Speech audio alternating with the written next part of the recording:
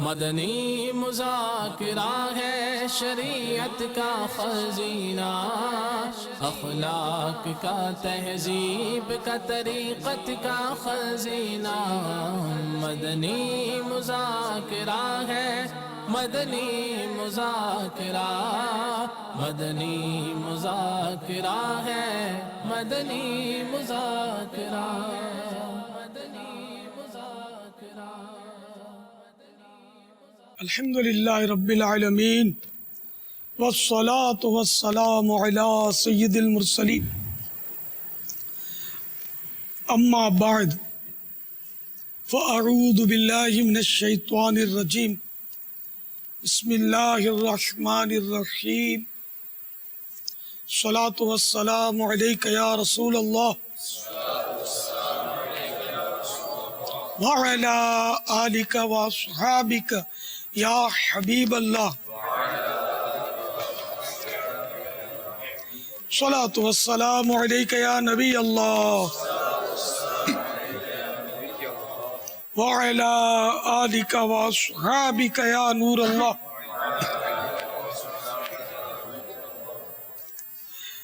ضیاء درود و سلام جو کہ دعوت اسلامی کے اشاعتی ادارے مکتبۃ المدینہ کا چھپا ہوا رسالہ ہے، پیج نمبر 3 پر ہے۔ فرمان مصطفیٰ صلی اللہ تعالی علیہ وآلہ وسلم جو مجھ پر ایک دن میں 50 بار درود پاک پڑھے، قیامت کے دن میں اس سے مصافحہ کروں، یعنی ہاتھ ملاؤں گا۔ صلو علی الحبیب صلی اللہ تعالی علی محمد۔ الحمدللہ 1437 ہجری کے شوال المکرم کی آج 26ویں شب ہے۔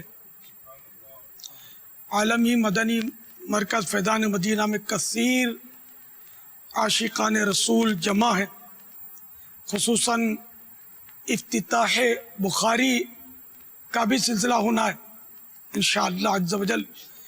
ہمارے عالمی مدنی مرکز فیضان مدینہ کے درجہ دور حدیث شریف کے کثیر طلبہ کرام بھی ہمارے مدنی مذاکرے میں شریک ہیں۔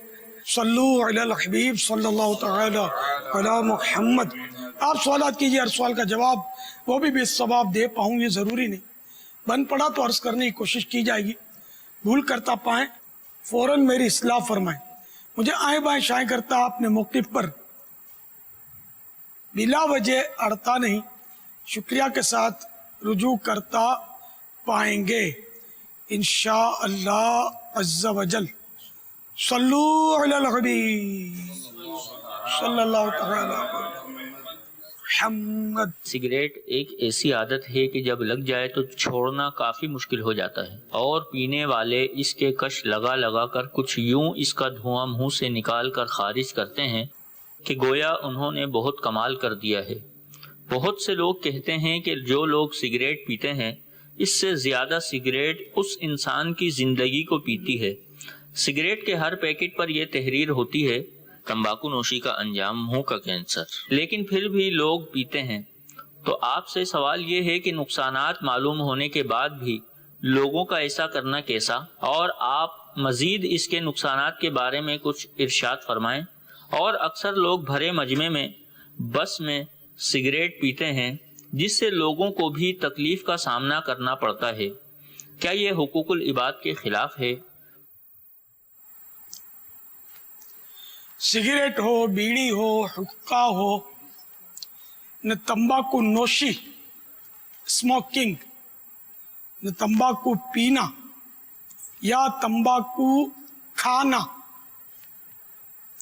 اب یہ کہ اس کو مطلقاً تو ناجائز کوئی بھی نہیں کہے گا، بلکہ اگر کوئی ماہر طبیب اس کے استعمال کی اجازت دے بطور علاج تو اس کی بھی گنجائش ہے کہ پیٹ اور دانتوں کے بعض امراض میں تمباکو کا استعمال مفید بھی ہوتا ہے، لیکن یہ صرف اور صرف ڈاکٹر کے مشورے سے یہ علاج کیا جا سکتا ہے۔ تو یوں پتا چلا کہ یہ مطلقاً ناجائز تو نہیں ہے، بلکہ بہتر ہے اگر علاج میں وہ کام آ رہا ہے تو، لیکن اکثر اس کے نقصانات ہی بیان کیے جا رہے ہیں، اور اس کا انجام کینسر ہے، یہ جو لکھا ہوتا ہے یہ بھی اپنی جگہ پر درست ہے، یعنی جس کے لیے یہ مفید نہیں ہے، ڈاکٹر نے اس کو تجویز نہیں کیا، اب وہ اپنے طور پر پیے جا رہا ہے اور حد سے تجاوز کر رہا ہے، تو عین ممکن ہے کہ اس کو پھیپھڑے کا کینسر ہو جائے، سانس کی نلی کا کینسر ہو جائے، تو اس سے تو بچنا ہی چاہیے۔ ہاں، ناجائز ہونے کی صورت اس کی یہ ہو سکتی ہے کہ جیسے کہ کسی کو طبیب حاذق یعنی ماہر ڈاکٹر نے، جو اس فیلڈ میں بھی ماہر ہے، جو جانتا ہے اس کے نقصانات کو، وہ آپ کو منع کرتا ہے کہ نہیں آپ کے لیے مضر ہے، تب تو اس سے بچنا ہوگا، اور آپ کا تجربہ ہے کہ جب سگریٹ پیتے ہیں تو آپ کو نقصان ہوتا ہے، تو جو تجربہ کار ہو اور نقصان ہو رہا ہے اس کو، تو اب اس کا سگریٹ نوشی کرنا، تمباکو پینا یا تمباکو کھانا، جس سے اس کو اپنا تجربہ ہے اور ظن غالب ہے کہ اس کے استعمال سے اس کو نقصان ہونا ہے، تو اب اس کا استعمال اس کے لیے مکروہ تحریمی ہے، جو کہ ناجائز و گناہ ہے۔ اب یہ صرف سگریٹ پر نہیں ہے، یہ کھانے پر بھی ہے، پینے پر بھی ہے۔ اگر کھانا کھا لیا، سیر ہو گئے، اور ظن غالب آیا کہ مزید کھاؤں گا تو پیٹ میں گڑبڑ ہو جائے گی، ڈسٹرب ہو جائے گا پیٹ، نہ بیمار ہو جائے گا، معدہ خراب ہوگا، تو اب جو مزید حصہ کھانے کا کھائے گا یہ بھی مکروہ تحریمی، ناجائز اور گناہ۔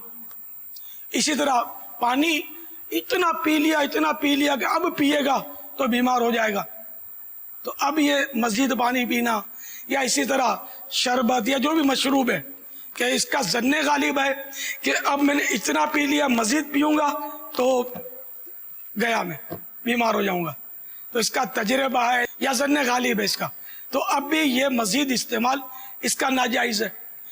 اسی طرح دوسری تمام چیزوں کو آپ دیکھ سکتے ہیں، مثال کے طور پر شوگر کا مریض ہے، اس کا تجربہ ہے کہ مٹھائی کھاؤں گا تو میری شوگر ہائی ہونی ہے، تو اب اس کو اس کے مرض میں شدت آ رہی ہے مٹھائی کھانے سے، تو اب اس کا مٹھائی کھانا ناجائز ہو جائے گا۔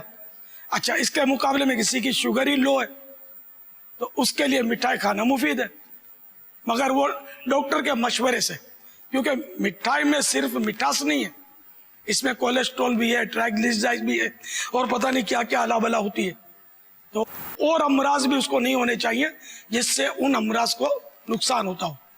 اسی طرح ٹھنڈا پانی پیے گا تو پتہ ہے کہ ٹھنڈا پانی پیوں گا تو نزلہ ہو جائے گا، گلا میرا پکڑا جائے گا، اس کو تجربہ ہے، تو اب وہ ٹھنڈا پانی بھی نہ پیے، کیونکہ اپنے آپ کو نقصان پہنچانے کی بھی اجازت نہیں ہے۔ اب میں چاہوں کہ میں اپنی انگلی کاٹ کر خون نکال دوں تو یہ ناجائز ہے کہ بلا ضرورت میں نے ایسا کیا۔ اب اس کی ضرورت ہے، ضرورتاً ڈاکٹر کٹ لگا کر خون نکالتے ہیں، جی ہاں، وہ سرنج سے تو نکالتے، کٹ لگا کر بھی نکالتے ہیں، تو اب یہ کٹ لگا کر اس لیے نکالا کہ وہ بلڈ ٹیسٹ کریں گے تو جائز ہے، بلکہ گوشت کا پیس بھی نکالتے ہیں، بایوپسی، کینسر کا مرض چیک کرنے کے لیے بایوپسی کرتے ہیں، متاثرہ جگہ سے بوٹی نکالتے ہیں تھوڑی سی، ویسے کوئی بوٹی یوں نوچے تو گناہ گار ہوگا، مگر اب چونکہ ٹیسٹ مقصود ہے، بایوپسی مقصود ہے، اور مرض تک پہنچنا مقصود ہے، اور یہ کرنے والا ڈاکٹر ہے جس نے سجیشن کیا، جس نے مشورہ دیا، وہ ماہر طبیب ہے، تو اب وہ گوشت کی بوٹی نکالنا جائز ہے۔ تو بے تحاشا جو بدپرہیزیاں کرتے اور بیمار پڑتے ہیں، ان کو غور بہت کرنا ہے کہ یہ کھاؤں کہ نہیں کھاؤں، کھاؤں کہ نہیں کھاؤں، لیکن کوئی کھا رہا اس کو گناہ گار مت بولنا، کیونکہ وہ آپ طبیب حاذق، ظاہر ہر سامع تو طبیب حاذق نہیں ہے، ماہر طبیب یا خود تجربہ کار، کہ یہ چیز کھاؤں گا تو مجھے فلاں بیماری لگ جائے گی، اس کا تجربہ ہے، پہلے بھی میں جب کھایا ہے میں بیمار پڑا ہوں، تو اب پھر بھی یہ چیز کھائے گا تو ظاہر ہے کہ جبکہ ظن غالب اس وقت موجود ہے اور کھائے گا تو گناہ گار ہوگا۔ یہ پورا اگر یہ اصول یاد رکھ لیں گے نا تو انشاءاللہ آپ کو ہر چیز میں وہ غور کرنے میں مدد ملے گی، اور اپنی صحت کا خیال رکھنے کا یہ اہم اور بہترین مدنی پھول ہے۔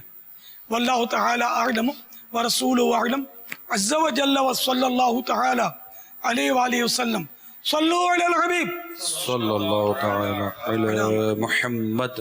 ماشاءاللہ آج ہمارے سینکڑوں طلباء کرام ملک کے مختلف مقامات پر دورہ حدیث سے جنہوں نے فراغت حاصل کی، دورہ حدیث مکمل کیا ہے، وہ ہیں، اور دعوت اسلامی کے عالمی مدنی مرکز فیضان مدینہ باب المدینہ میں بھی الحمدللہ یہ طلباء کرام اس وقت جمع ہوں گے، اور ساتھ ہی ساتھ آج وہ طلباء کرام بھی بالخصوص شرکت ہوں گے۔ جیسے ابھی آپ منظر دیکھ رہے ہیں کہ یہ طلباء کرام بھی مدنی مذاکرے میں شامل ہیں، اور ان کا انشاءاللہ اس وقت تھوڑی دیر کے بعد افتتاح بخاری کا بھی معاملہ ہوگا کہ بخاری شریف کی حدیث پاک بیان کی جائے گی اور اس کی وضاحت بھی کی جائے گی، وہ مدنی پھول بھی انشاءاللہ بیان کیے جائیں گے۔ تو یہ دعوت اسلامی کو اللہ تعالیٰ نے بڑی برکت عطا فرمائی ہے کہ اس کے تحت سینکڑوں جامعات المدینہ قائم ہیں، اور اس میں ہزاروں اسلامی بھائی عالم کورس کر رہے ہیں، یعنی درس نظامی کر رہے ہیں، اور اسلامی بہنیں بھی درس نظامی کر رہی ہیں، اور ردا پوشی کا اجتماع جو انہوں نے جو درس نظامی اپنا مکمل کیا ہے، تو اسلامی بہنوں کی ردا پوشی کا وہ اجتماع کہلاتا ہے، اور اسلامی بھائیوں کی دستار بندی کا اجتماع۔ وضاحت کری کہ عوام کے نہیں سمجھ پونی ہوئی ردا پوشی۔ ردا پوشی کیا؟ میں بتاؤں، آپ بتائیں۔ کبھی دیکھی نہیں ہے میں نے، کیا سنا ہے کوئی چادر اڑاتے ہیں، ایسا ہی ہے؟ ردا مانے چادر، تو یہ چادر پوشی نے چادر اڑانا، ایسا ہی ہوگا تو ہوتا ہوگا۔ تو چادر اور دستار بندی میں امامہ باندھا جاتا ہے فارغ التحصیل طلبہ کو، فارغ التحصیل بھی کیا، یعنی جو درس نظامی ایک کورس ہوتا ہے، عرفاً اس کو عالم کورس بولتے ہیں، تو درس نظامی کورس کر کے جو فارغ ہوا تو ضروری نہیں کہ وہ عالم ہو گیا ہو، کیونکہ ہر ایک اتنی توجہ سے دل لگا کر پڑھے اور پھر پرائیویٹ اسٹڈی بھی کرے اور عالم کی وہ ڈیفینیشن پر پورا اترے، وہ الگ بات ہے۔ تو درس نظامی نہیں بھی کیا ہوگا تب بھی وہ عالم کی ڈیفینیشن پر آ سکتا ہے، جبکہ اس کی ضرورت کے وہ جو بھی شرائط ہیں وہ پورے ہوں۔ بہرحال تو یہ درس نظامی ایک کورس ہے جو واقعی یعنی کہ عالم بننے میں بہت معاون، اور کئی درس نظامی کرنے والے وہ پورے عالم بن کے بھی نکلتے ہوں گے، جو مطالعے کے شوقین وغیرہ ہوتے ہوں گے، اور دل لگا کر جو پڑھایا جاتا ہے اس کو باقاعدہ بغیر چھٹیاں کیے اور پورے درجے اٹینڈ کرتے ہوں گے، اور اساتذہ کی طرف سے جو آداب ملتے ہوں گے مطالعہ کرنے وغیرہ کے، جس کو ہوم ورک عام وہ دنیاوی اسکول میں بولتے ہیں، یہ سب کرتے ہوں گے، تو وہ ہو سکتا ہے بہت بڑے علامہ بن کے نکلتے ہوں۔ تو یوں مطلب یہ کہ جو درس نظامی سے فارغ ہوئے ہیں کوئی 365 پورے ملک میں، پاکستان میں، باہر ملکوں کی بات نہیں کر رہا، باہر ملکوں میں بھی درس نظامی کے جامعات المدینہ قائم ہے الحمدللہ دعوت اسلامی کے۔ پاکستان میں اس سال 365 طلباء کرام کی وہ دستار بندی ہونی ہے، اور ردا پوشی جو ہے 692 میں سے ایک کم، یعنی 700 میں سے 9 کم اسلامی بہنوں کی طالبات کی سبز چادر انشاءاللہ ان کو، وہ کوئی بھی ان کی استانیاں وغیرہ پہناتی ہوں گی، باجیاں۔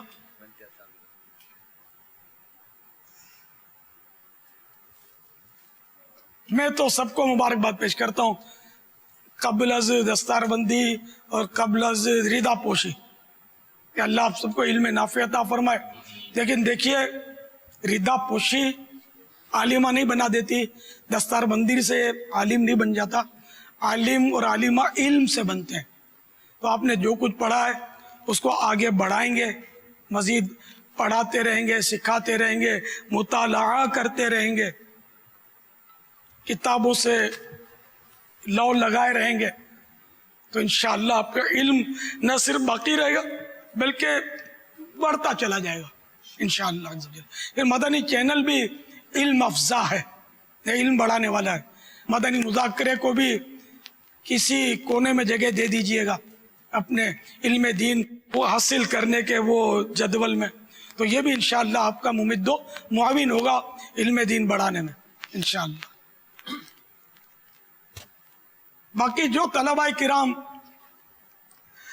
عام طور پر وہ درس نظامی کر لیتے ہیں لیکن پھر یہ کام دھندے میں لگ جاتے ہیں، یہ نوٹیں چھاپنے میں لگ جاتے ہیں، تو نوٹیں چھاپنے کے بجائے کتابیں چھاننے میں وقت گزاریں گے نا تو آپ کا علم بڑھے گا، ورنہ وہاں نوٹیں چھاپنے میں نوٹیں ہی چھاپتے ہیں بیچارے، سارا بھول بھال جاتے ہیں۔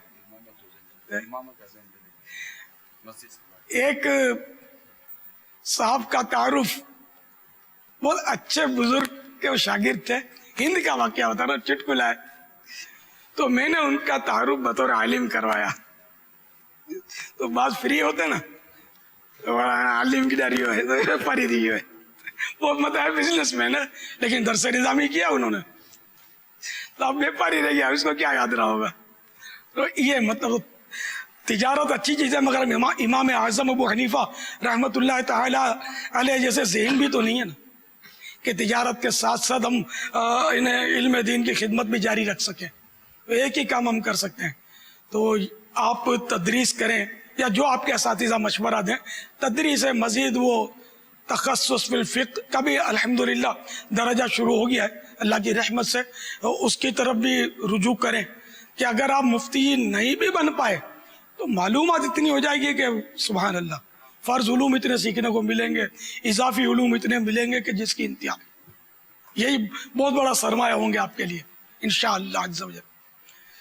اسی طرح المدینہ العلمیہ یہ بھی ایک شعبہ ہے، دعوت اسلامی ہی کا ہے، اور اس میں بھی قسمت آزما لے، خدمت کا موقع ملے، المدینہ العلمیہ ہے۔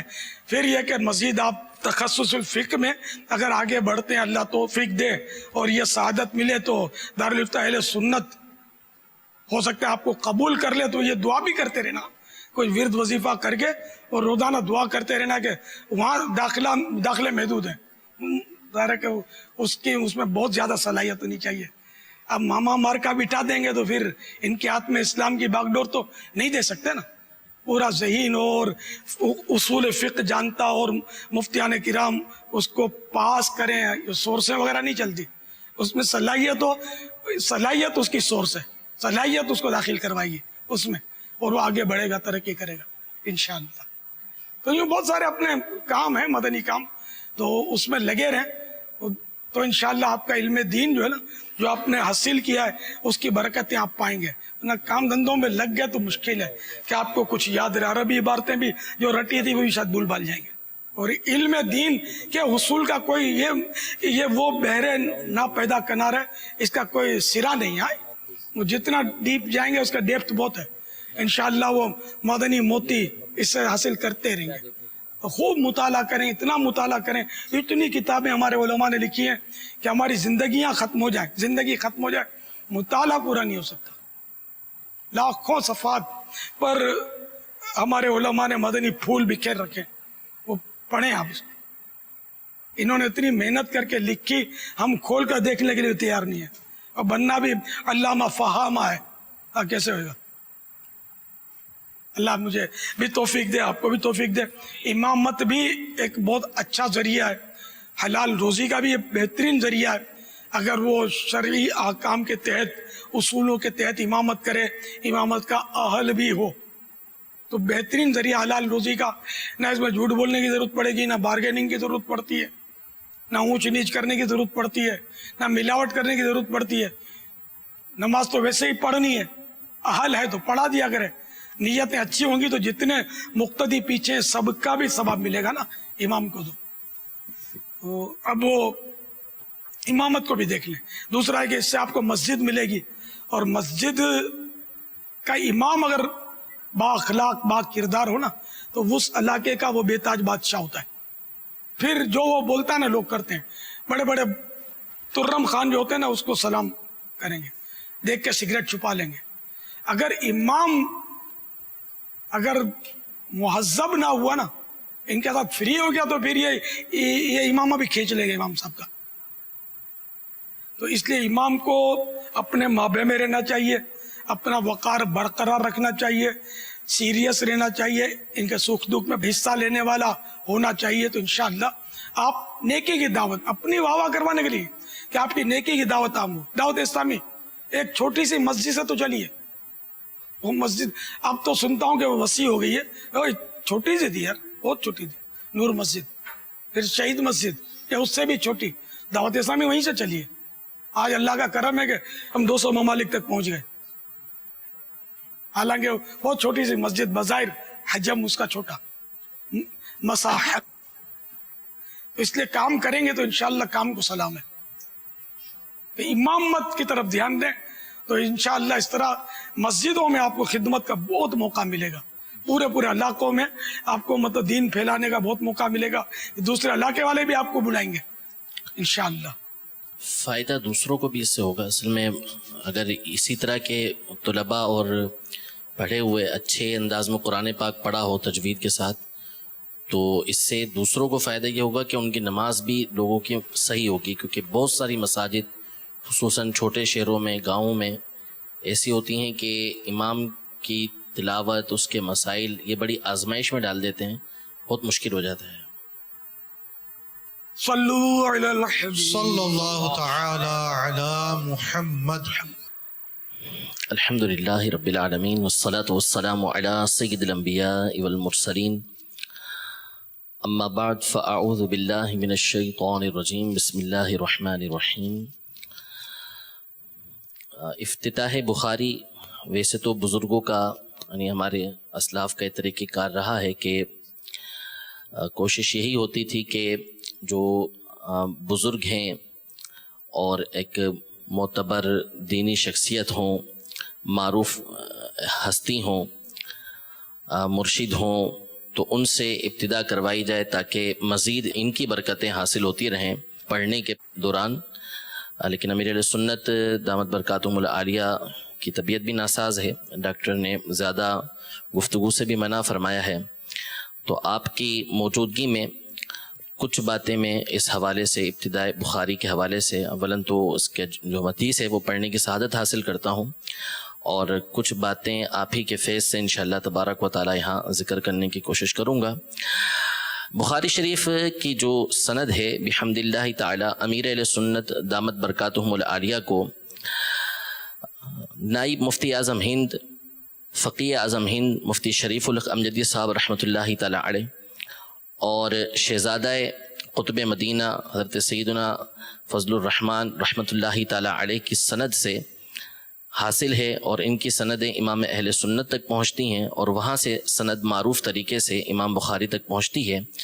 तो अमीर अहले सुन्नत ने अल्हम्दुलिल्लाह जो इजाज़त मरहमत फ़रमाई, उसी सनद से बुखारी शरीफ की इब्तिदा करते हुए अमीर अहले सुन्नत ने बिहम्दिल्लाहि ताला मुझे इजाज़त मरहमत फ़रमाई, और उसी सनद से जो मारूफ़ तरीका है, मारूफ़ सनद से इमाम बुखारी तक ये सनद पहुँचती है। तो इमाम बुखारी फ़रमाते हैं कि क़ाला हद्दसना अल-हुमैदिय्यु क़ाला हद्दसना सुफ़ियानु क़ाला अख़बरनी यहया इब्न सईद अल-अंसारिय्यु क़ाला अख़बरनी मुहम्मद इब्न इब्राहीम अत-तैमिय्यु क़ाला समिअतु अलक़मत इब्न वक़्क़ास अल-लैसिय्य क़ाला समिअतु उमर इब्न अल-ख़त्ताब अलल मिंबर यक़ूल समिअतु रसूलल्लाह सल्लल्लाहु तआला अलैहि वसल्लम यक़ूल इन्नमल अअमालु बिन्निय्याति व इन्नमा लिकुल्लि इम्रिइन मा नवा फ़मन कानत हिजरतुहु इला दुनिया युसीबुहा अव इम्रअतिन यनकिहुहा फ़हिजरतुहु इला मा हाजरा इलैहि।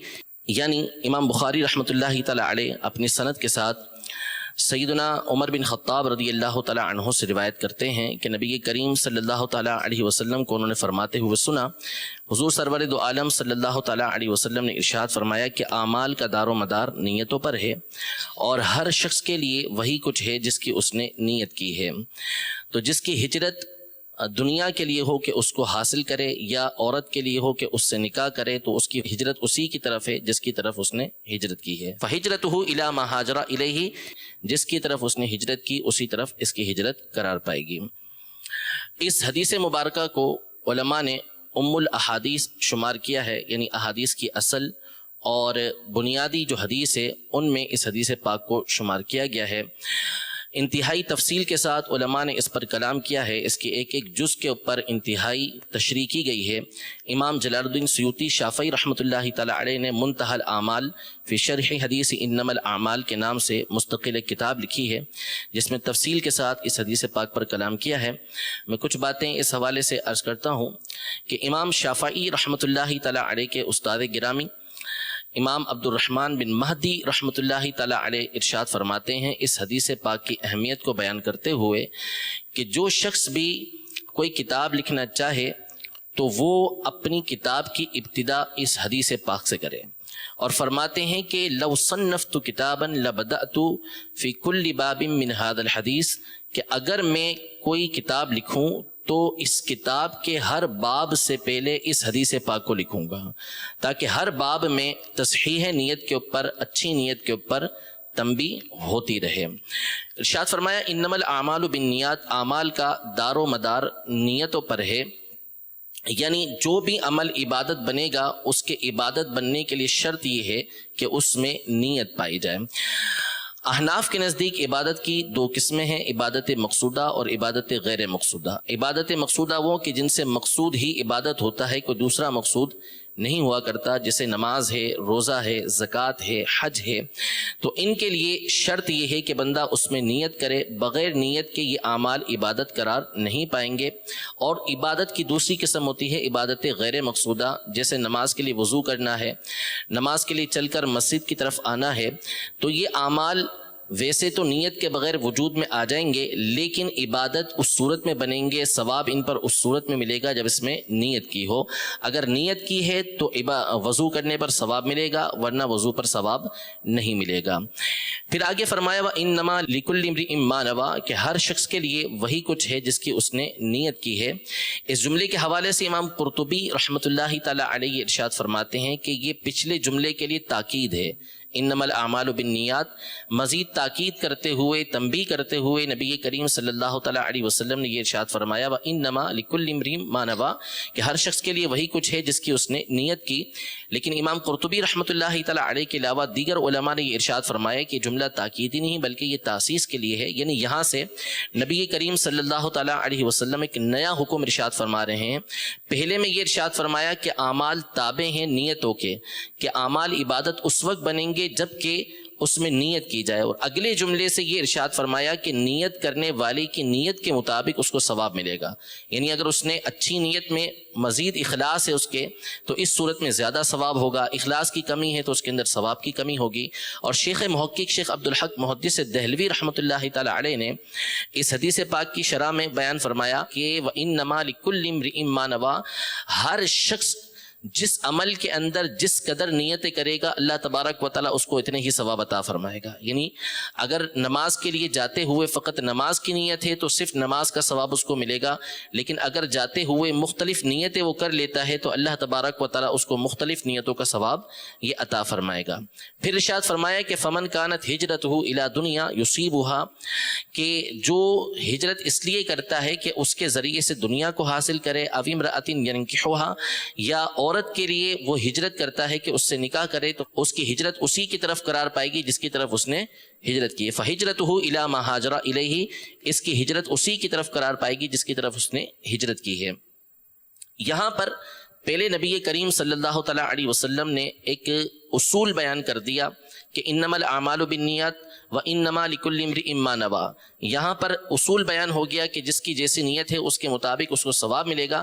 اس کے بعد نبی کریم صلی اللہ تعالیٰ علیہ وآلہ وسلم نے اس کی مثال بیان فرمائی، پہلے ایک اجمالاً بات بیان فرمائی، پھر اس کے بعد ایک تفصیلاً بات بیان فرمائی کہ اصول یہ ہے، قاعدہ یہ ہے اور اس کی مثال یہ ہے۔ لہذا اگر کوئی اچھی نیت کے ساتھ ہجرت کرتا ہے، یعنی نبی کریم صلی اللہ تعالیٰ علیہ وسلم جس وقت مدینہ منورہ میں اپنے ظاہری حیات کے ساتھ موجود تھے، اس وقت اگر مکہ مکرمہ یا کسی اور مقام سے کوئی شخص مدینہ منورہ حضور سرور دو عالم صلی اللہ تعالیٰ علیہ وآلہ وسلم کی بارگاہ میں حاضر ہوتا ہے کہ آپ کی بارگاہ میں پہنچ کر ایمان کو قبول کرے، آپ کی بارگاہ میں پہنچ کر اسلام کے احکام کو سیکھے، تو اس کے لیے اس کی جو ہجرت ہے وہ نبی کریم صلی اللہ تعالیٰ علیہ وسلم کی بارگاہ میں جو ہو رہی ہے، اللہ اور اس کے رسول کے لیے وہ ہجرت کہلائے گی اور اس پر اس کو ثواب ملے گا۔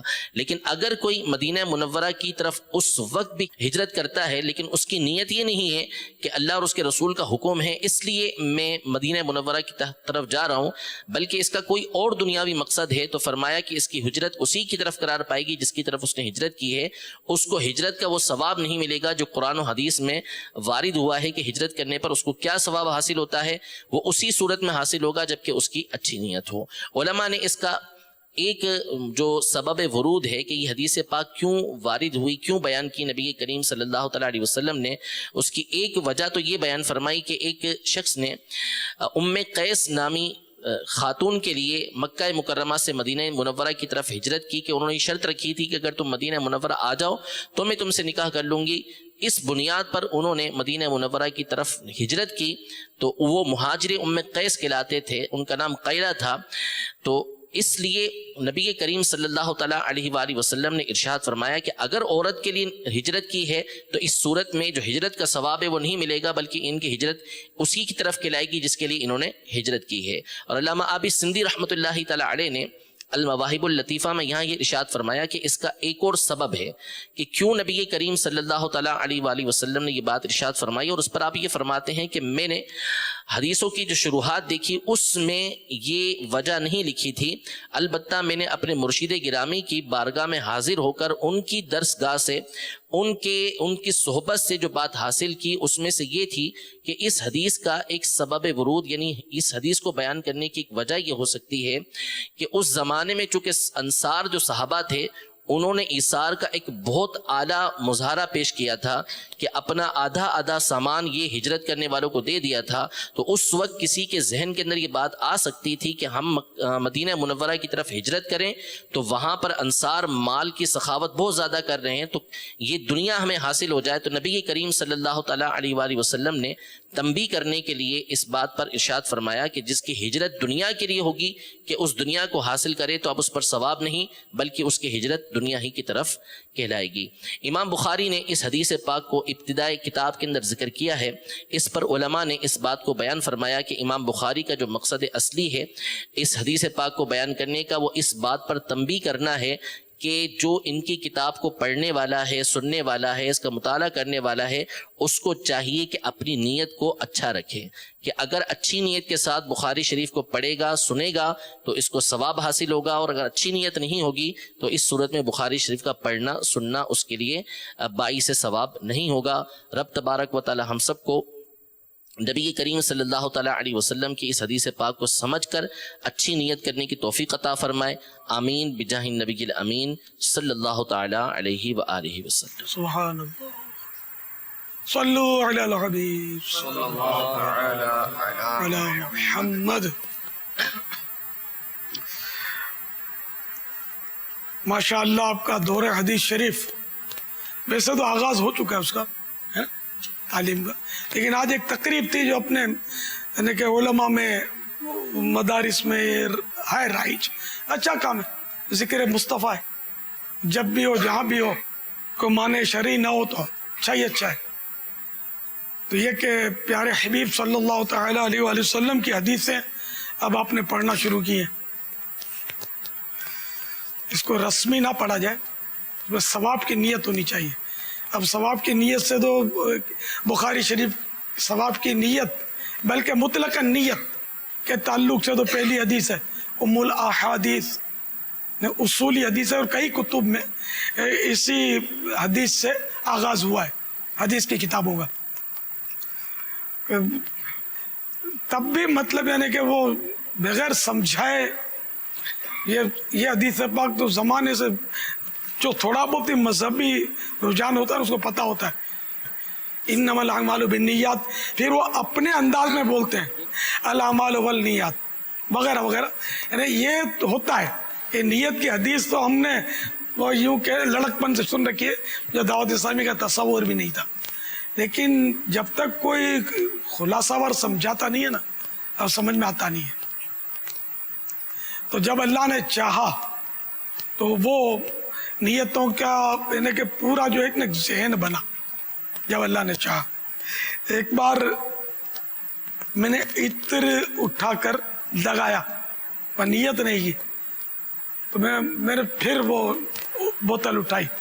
عطر لگانا خوشبو لگانا تو ہے سنت، تو کیوں نہ بنیت سنت لگاؤں. تو میں نے وہ اٹھائی اور اب سنت کی نیت سے پھر اتنے لگایا. تو یوں نیت کا تھوڑا ذہن بننا شروع ہوا. مدینۃ الاولیاء ملتان شریف میں وہ نیت کا پھل، یہ میں نے ایک بیان تیار کیا. تو اس سے الحمدللہ ایک دعوت اسلامی کے مدنی ماحول میں ایک نیت کا چرچا ہوا کہ بھئی نیت بھی ایک کوئی ہے مطلب کہ جو کی جاتی ہے. اور اس سے پہلے اتنا رجحان کم تھا نیتوں کی طرف. میں ایک چٹکلا سناؤں، کوئی مزید اشارہ کچھ بھی نہیں، ایک بڑی شخصیت نام ہے ان کا. تو وہ جب سنے تو اتنا متاثر ہوئے، حالانکہ وہ پڑھتے پڑھاتے ان کو زمانہ گزر گیا. بولا دیکھو یہ مولانا جو کہتے ہیں نا نیت وہ سب میں نے کر لیا.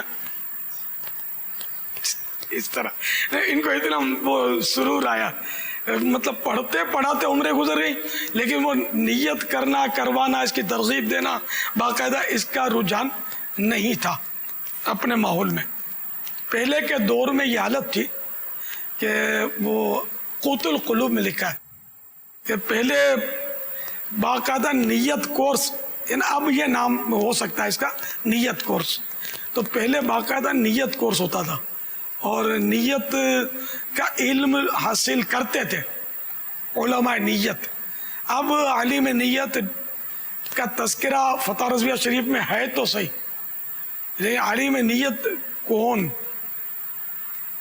اس کی ڈیفینیشن کیا؟ تخصص فی النیات. یہ تو اسی صورت میں کریں گے نا جب اس کے کوئی اس ڈگری کا کچھ استعمال ہو، کوئی بڑی تنخواہ ملے یا کچھ ہو. باقی نہیں کرتے یار، وہی کورس کرتے ہیں جس میں کچھ آمدنی ہو. تو اللہ پاک توفیق دے کہ اعلاء کلمت الحق کی نیت ہو کہ اللہ کا کلمہ بلند کرنا ہے، مجھے دین کی خدمت کرنی ہے، چاہے کسی بھی شعبے میں میں رہوں، بس دین کی خدمت کروں. اب پیسہ مجبوری ہے، پیٹ بھی پالنا ہے، لیکن حرص نہیں ہونی چاہیے. اس کو آدمی اپنی مجبوری ہی سمجھے کہ میرے کو ضرورت ہے اس لیے میں حاصل کرتا ہوں، اور مزید حل میں مزید کے نعرے نہ لگاتا رہے کہ اور چاہیے اور چاہیے، لاؤ لاؤ. کیونکہ حرص ایسی بلا ہے کہ اس کا کوئی سرا ہے ہی نہیں. خود حدیث پاک میں فرمانا کہ ابن آدم کو 2 سونے کی وادیاں مل جائیں تب بھی وہ کہے گا کہ تیسری مل جاتی تو اچھا تھا. تو اس کا سرا نہیں ہے کوئی. تو اس لیے وہ حرص ہو تو وہ ہو جس کی حدیث میں پذیرائی کی گئی. علم دین کے حرص کی پذیرائی ہے. 2 حریصوں کی مثال ہے کہ یہ دونوں حریص ایسے ہیں کہ یہ کبھی آسودہ نہیں ہوتے، یعنی ان کا جی نہیں بھرتا. ایک علم دین کا حریص، علم کا حریص. تو جہاں بھی اس طرح کے معاملات میں علم کا تذکرہ ہوتا ہے وہ کہیں پڑھا کہ یہاں مراد علم دین ہوتا ہے. جی ٹھیک ہے نا. تو علم دین کا حریص اور ایک دنیا کا حریص، یہ دونوں ایسے ہیں کہ ان کو سیری نہیں ہوتی، جی نہیں بھرتا. اب یہ کہ ہم لوگ علم دین حاصل کرتے بھی ہیں، لیکن اگر ڈیپ جاتے ہیں نا تو سچی بات ہے کہ ہماری اکثریت جو ہے نا وہ ہے دنیا کی حریص. علم کی حریص کوئی ہوتا ہے کہ علم حاصل کرتے ہیں تو اصول دنیا کے لیے کرتے ہیں. بڑی مسجد مل جائے تو اچھی تنخواہ ملے گی، اور تنخواہ کے لیے لڑنا جھگڑنا اور پھر برائیاں کرنا کہ ہم کو تنخواہ پوری نہیں دیتے، اور بینک کے افسر کو تو اتنی تنخواہ ہے تو فلاں کو اتنی تنخواہ ہے. ارے نا شکر ہے تجھے علم دین کی سعادت ملی، یہ کم تھا. تم مطلب ان کی ریس کرتے ہو کہ جو مطلب حلال حرام کو سمجھتے ہی نہیں ہے، بلکہ حرام کی تنخواہوں پر جو مطلب گزر بسر کرتے ہیں، اور جن کو وہ الف کا با آتا نہیں ہے، دیکھ کر قرآن کریم پڑھنا نہیں آتا، ایسے افسروں کی تم ریس کرتے ہو کہ ان کو تنخواہ زیادہ ملتی ہے.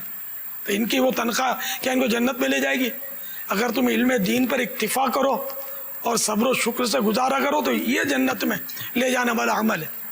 بلکہ صرف آپ نہیں، علماء کو تو وہاں قیامت کے دن روکا جائے گا، ٹھہرو شفاعت کرو دوسروں کی. تو جنت میں علماء کی ضرورت پڑے گی. حدیث پاک میں یہ مضمون ہے کہ جنتی جب اللہ تعالیٰ فرمائے گا جنتیوں سے کہ مانگو کیا مانگتے ہو، تو یہ علماء سے پوچھیں گے کہ کیا کیا مانگے، تو وہ فرمائیں گے یہ مانگو وہ مانگو. تو یہ عالم، لیکن وہ عالم دین اللہ کرے شکر گزار ہو اور اس نعمت پر شکر کرے، نہ کہ دنیاوی افسروں کی ریس کرے اور اپنی تھوڑی سی تنخواہ پر دل جلائے. کہ دنیاوی تھوڑی تنخواہ ضرور ہے، لیکن اخروی جو اجر ہے نا، وہ دنیا کی ساری تنخواہیں اگر جمع ہو جائے نا تو اس کے ایک ذرے کا بھی مقابلہ نہیں کر سکتی، ایسا اجر ہے. تو عالم کو تو خدا کی قسم بہت صابر و شاکر ہونا چاہیے کہ اس کے لیے دریا کی مچھلیاں دعائیں کریں، بیلوں میں چونٹیاں اس کے لیے دعائیں کریں. حالانکہ کسی بادشاہ یا وزیر کے لیے وہ نہیں کرتی دعائیں، عالم کے لیے کرتی ہیں. بھلے اس کے پاس تن ڈھانپنے کے لیے پورے کپڑے نہیں ہیں، پیٹ بھرنے کے لیے پوری غذا نہیں ہے، ان کے لیے مچھلیاں دریا میں دعا کر رہی ہیں. یہ کتنی بڑی سعادت ہے. بہرحال عالم ہے، اور عالم کی شان تو دیکھیں آپ کہ اللہ تعالیٰ کی صفت جو ہے نا وہ عابد نہیں ہے. عبادت گزار ہونا یہ اللہ کی صفت نہیں ہے، عالم ہونا اللہ کی صفت ہے. تو کتنی بڑی بات ہے کہ آپ کو اس صفت کا مطلب فیض مل رہا ہے. اللہ جیسا عالم تو ممکن ہی نہیں ہے کوئی ہو، نہ کوئی سوچ بھی سکتا ہے. لیکن یہ کہ اس کی صفت کی ایک اس میں مظہر ہے، یہ عالم جو ہے یہ عالم ہے. تو عالم ہونا تو بہت بڑی بات ہے. کسی افسر، کسی میجر، کسی کرنل، کسی جرنل کے چہرے کو دیکھنے کی فضیلت نہیں ہے. حدیث میں عالم کے چہرے کو دیکھنے کی فضیلت ہے کہ عالم کا چہرہ دیکھنا عبادت ہے. لیکن کس نیت سے دیکھیں؟ خار بھر کے دیکھے تو نہیں ہوگا ثواب. اعلیٰ حضرت رحمۃ اللہ تعالیٰ علیہ نے اس کی بڑی پیاری وضاحت فرمائی کہ تعظیم کی نیت سے عالم دین کا چہرہ دیکھے گا، اس کا دیدار کرے گا تو یہ عبادت ہے. تو اللہ کرے کہ آپ سب علماء بن جائیں اور باعمل علماء بنے. پیسوں کے پیچھے مت بھاگنا، شہرت کے پیچھے دوڑ نہیں لگانا، دوسروں کی ریس نہیں کرنا. علم دین کو ہی بہت بڑی نعمت تسلیم کر لینا، عملی طور پر، وربلی طور پر نہیں، عملی طور پر کہ بس اللہ نے مجھے یہ جو نعمت دی ہے بس اس کا میں اگر عمر بھر بھی شکر ادا کروں تو نہیں کر سکوں گا. تو بس اچھی اچھی نیتوں سے علم دین حاصل کریں، اور یہ علم دین کا ثواب اسی صورت میں ملے گا کہ آپ ثواب کے لیے کریں گے، علامہ کہلوانے کے لیے کریں گے. تو پھر تو وہ حدیث شریف ہے جی ہاں کہ سب سے پہلے قاری، سخی اور شہید یہ سب سے پہلے لائے جائیں گے قیامت کے روز.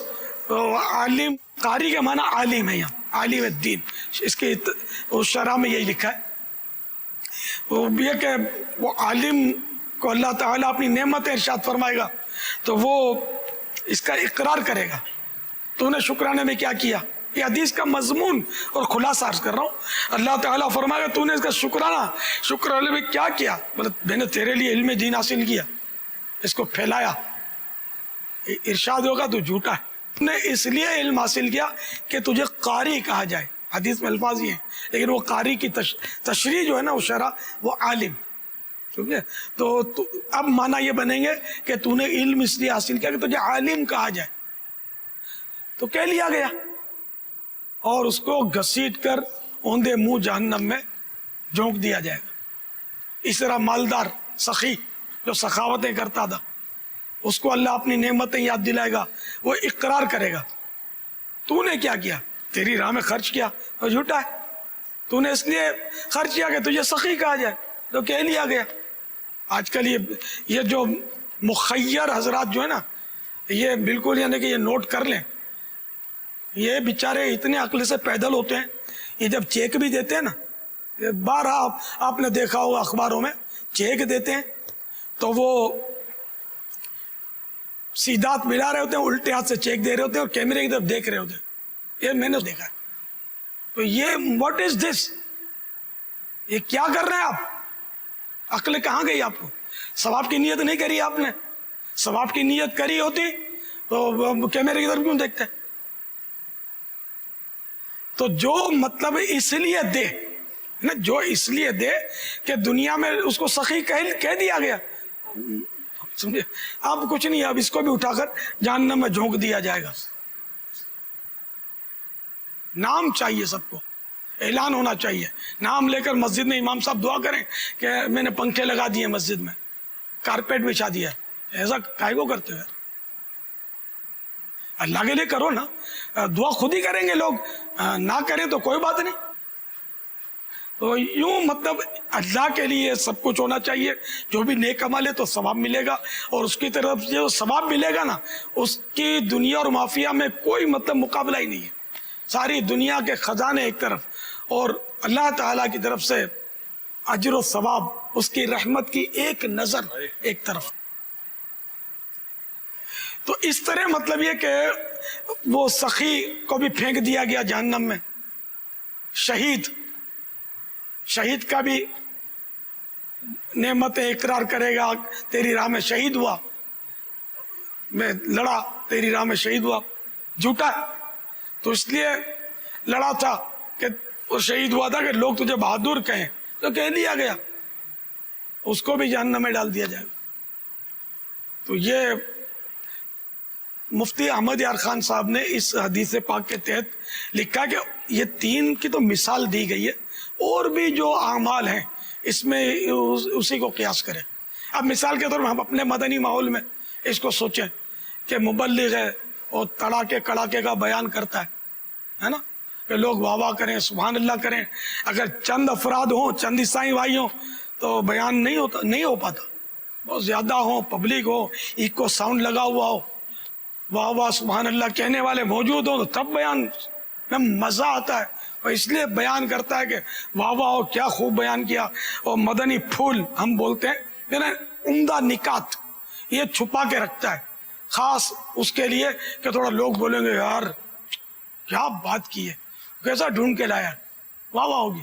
تو پھر یہ دیکھ لیں آپ, وہ تین کا انجام چوتھے کہیں ہم نہ ہو جائیں اس کی جگہ, اٹھا کے پھینک دیا جائے کہ تو نے برابر بیان کیا تھا, تو مبلغ بنا تھا, لیکن میرے لیے تھوڑی بنا تھا, وہ واہ واہ کروانے کے لیے. اور عمدہ عمدہ مدنی پھول کی تعریفیں سننے کے لیے تو نے یہ سب کچھ کیا تھا. اسی پر نعت خوان اپنے آپ کو قیاس کرے کہ تو نے میرے لیے تھوڑی مطلب وہ گلا پھاڑا تھا. یہ گلا پھاڑنا میں معورتن کہہ رہا ہوں, ورنہ گلا پھاڑنا کہ جس سے خود کو ایذا ہو یا دوسرے کو ایذا ہو تو یہ ویسے ہی مکروہ ہے, چاہے نعت شریف ہو, چاہے قرات ہو, چاہے بیان ہو, چاہے خطاب ہو. جو شعلہ بیانی فرماتے ہیں نا وہ بھی نوٹ کر لیں. ہاں شعلہ بیان خطیب ہیں, اگر یہ ان کو ضرر ہو رہا ہے, گلا بیٹھ جاتا ہے, تکلیف ہو جاتی ہے, تو ان کو شریعت نے روکا ہوا ہے. نہیں, اپنے آپ کو بھی تکلیف نہیں دینی ہے. اب گلا اس وقت پھٹتا ہے جب پبلک زیادہ ہوتی ہے, پبلک کا ٹھٹ ہوتا ہے. نعت خوان بغیر ایکو ساؤنڈ کے پڑھ نہیں پاتا, بھلے پیسے نہیں لیتا, وہ بہت مخلص بندہ ہے, پیسوں کے لیے نہیں پڑھتا, لیکن ایمانداری سے سوچ, جب زیادہ پبلک ہوتی ہے تبھی پڑھنے کو جی چاہتا ہے نا, شروع میں نہیں پڑھے گا. وہ اسی لیے لیٹ آئے گا, اچھی آواز ہوگی نا, وہ اسی لیے لیٹ آئے گا کہ یار میں جلدی جاؤں گا, جلدی پڑھا دیں گے میرے کو, تو واہ نہیں ہوگی, کم ہوگی. اور جب پبلک بالکل جام ہو گئی تب وہ آئے گا اس شیر کی طرح, اور پھر یوں ہاتھ لہرا کر اپنے ساتھ, کس کو مدینے جانا ہے وہ پڑھے, جس کو مدینے جانا ہے میرے ساتھ پڑھے.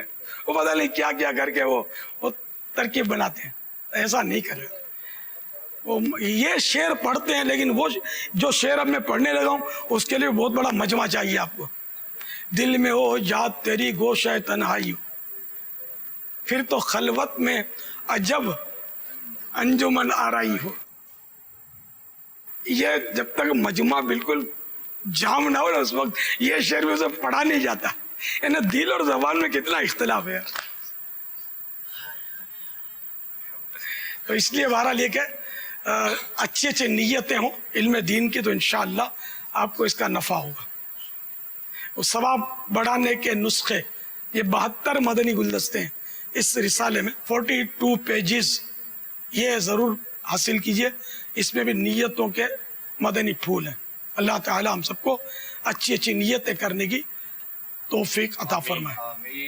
صلو علی الحبیب صلی اللہ علیہ وسلم.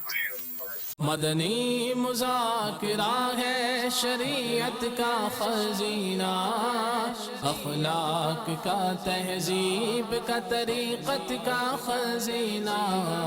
مدنی مذاکرہ ہے, مدنی مذاکرہ, مدنی مذاکرہ ہے, مدنی مذاکرہ.